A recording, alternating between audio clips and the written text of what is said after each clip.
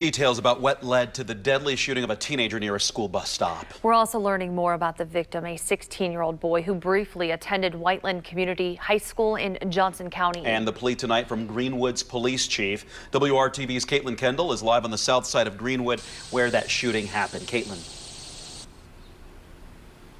The corner behind me is where 16-year-old Mario Stokes was supposed to get on the bus yesterday morning, but he never made it. Instead, he was shot and killed at this end of the street. A memorial now stands in his honor. We're learning this all happened because of a minor conflict. It's all too often these days that we're seeing our youth resort to pulling a trigger as a result of minor conflicts. Greenwood Police Chief Jim Eisen urging parents to engage in their child's lives. So please, parents, be engaged in your child's life.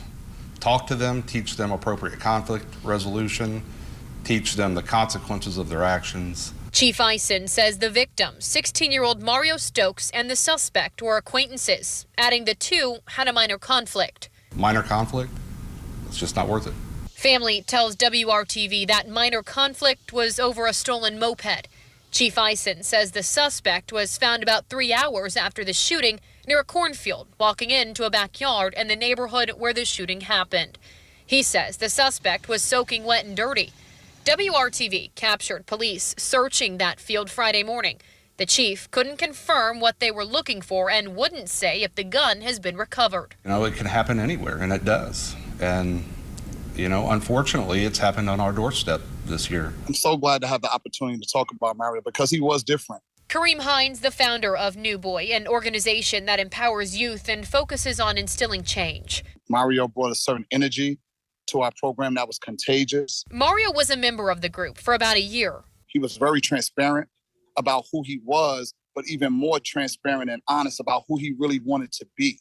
Hines called Mario the glue that brought kids together. He created a safe space within our program for other young men to talk, to be transparent about their situations. Hines says his heart sank when he found out Mario was killed. He was a leader. He was transformational. He was humble. He was remorseful. And he was resilient. Hines adds too many of our youth are having their lives cut short. A lot of our kids right now think middle age is 9 years old.